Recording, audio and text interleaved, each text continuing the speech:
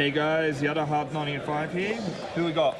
Joak, the bold, and I top 32'd with Sharks at the YCS Sydney. Goodness. Can you believe it, guys? T0 format, and this guy's topped with Sharks. Yeah, had to extinguish the flame somehow, you know? Yeah, with your water. Alright, man, let's jump into that deck list, man. No worries. Alright, let's start off. We got 3 Buzzsaw Shark. This is the heart and soul of the deck, honestly. Yep.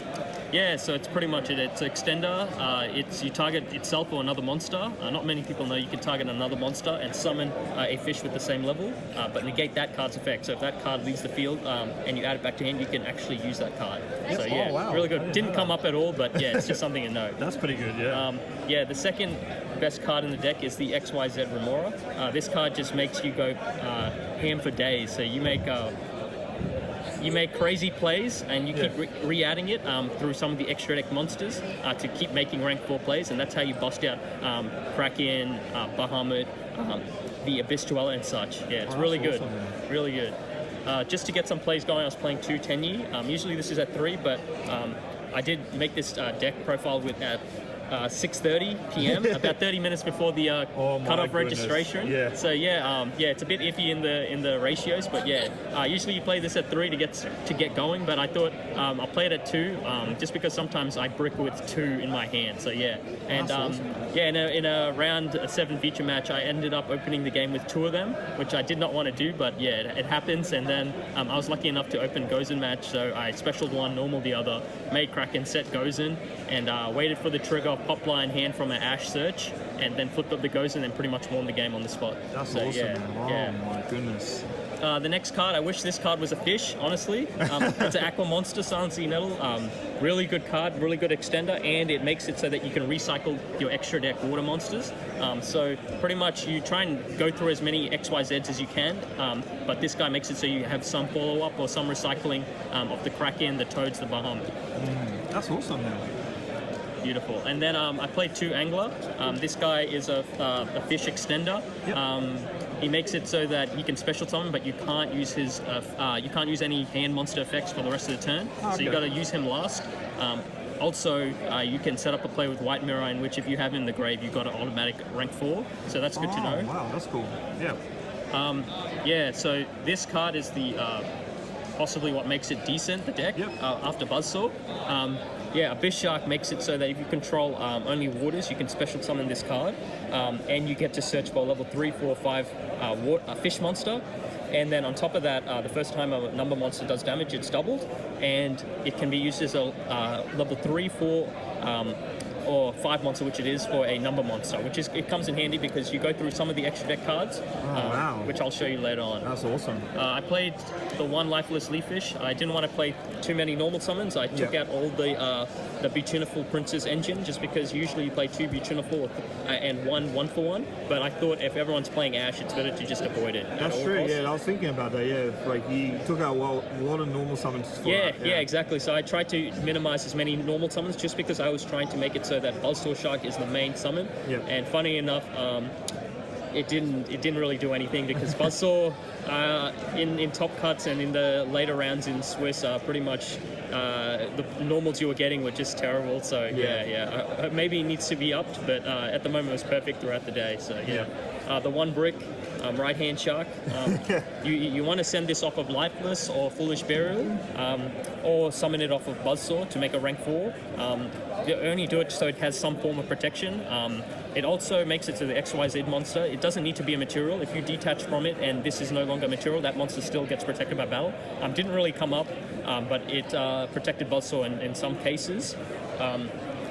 It's just good also to get some XYZ Remora plays, because it's a fish in level 4. So yeah, it's good. That's awesome. One of the cards you can search off Abyss Shark is Crystal Shark. This is an extender. If you have a water on the field, you can half the attack of one of the water monsters on the field and special, and then it banishes if it leaves the field.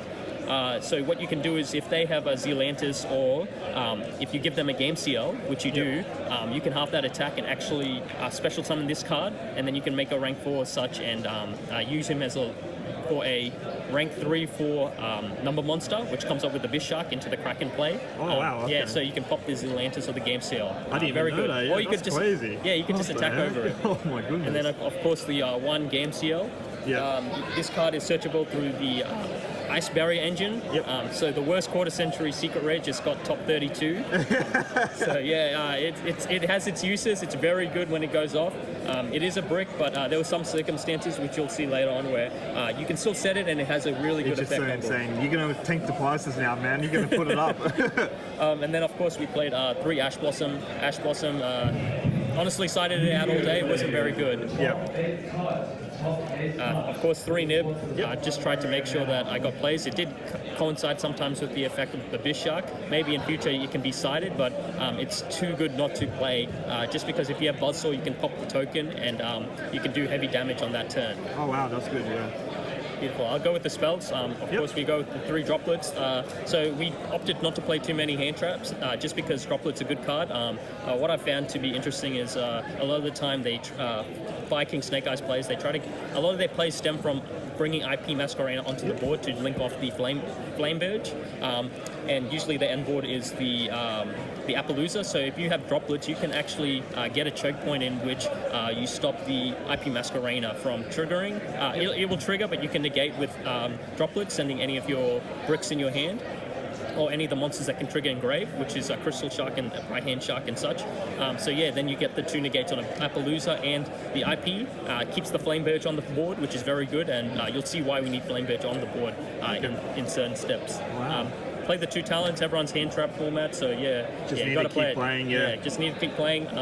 It happened to be good in some cases, but in the later rounds, you need a normal, and sometimes you just don't get it. So yeah, 2 White Mirror, very good card.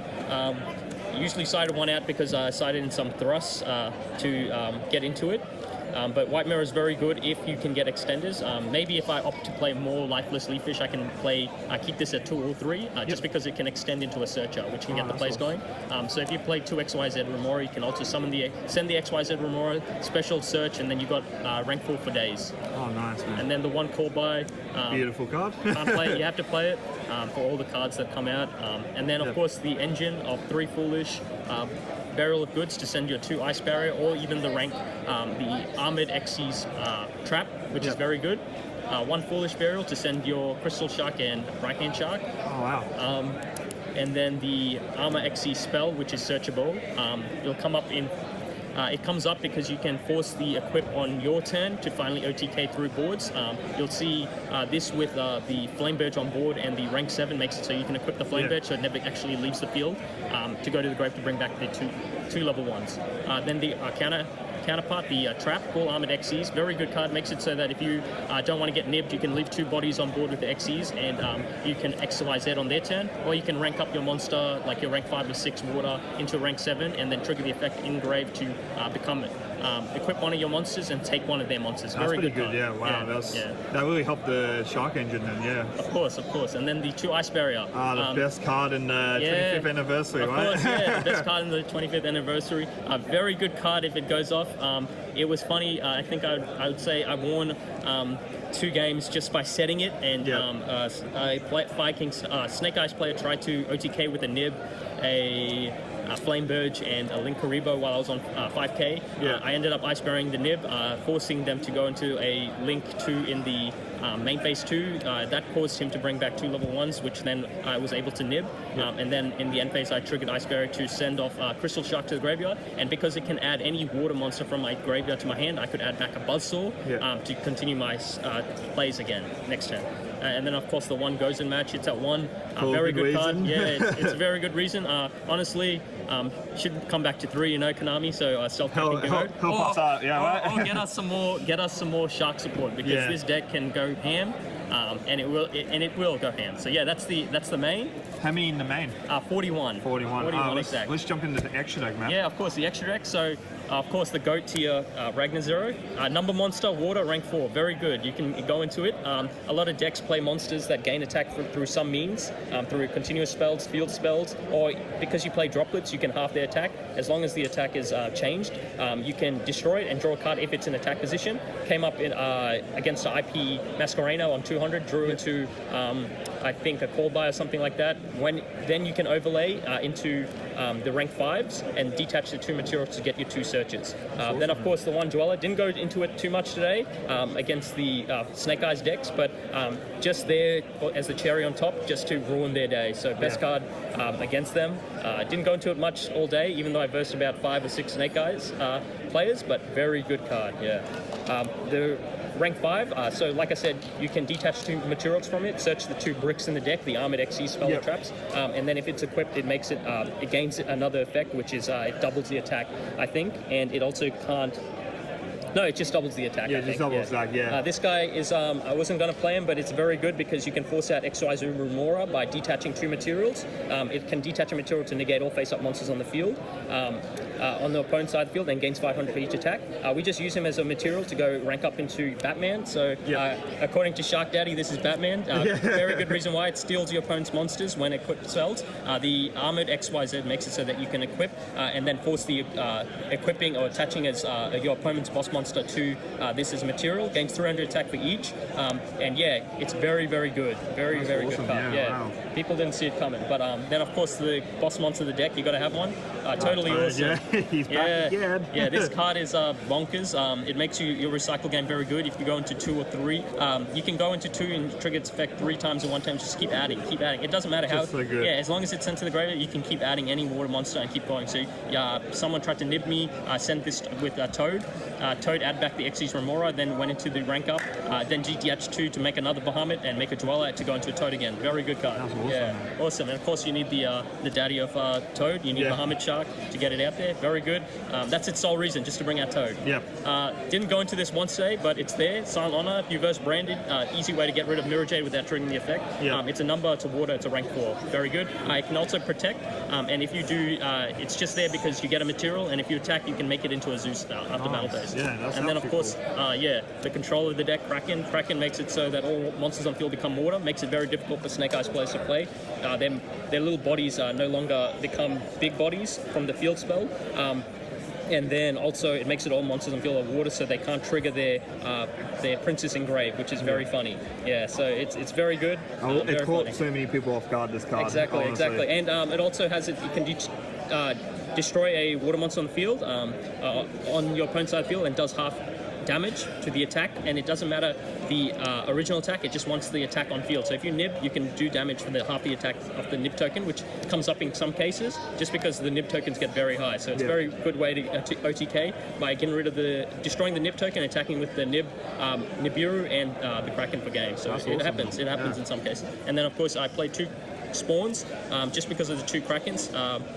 Didn't really go into it much. Did go into it once, just twice, to summon 2 of these guys. But looking back on it, I'd probably play 1 just to play like a Typhon or something. Just because just for like Brandon and stuff. Exactly. It's hard because it's good because it brings back this guy, and this guy makes it all water monsters again. So it makes it into a cycle, and it's very hard to get rid of unless you're banishing with like SP or Mirror Jade and such. And then of course the 1 Zeus. Good card. You get waterlocked a lot, so you don't go into Zeus much, but when you can, it's very good. The flex spot for Typhon was the Ragnar Zero, of course. So very good card. It does a lot, but that's it for the extra side, rag. Of course. That's awesome. That's an awesome extra day, man. Cheers. Thank you. And then, of course, in the side, we're running the 3 Droll.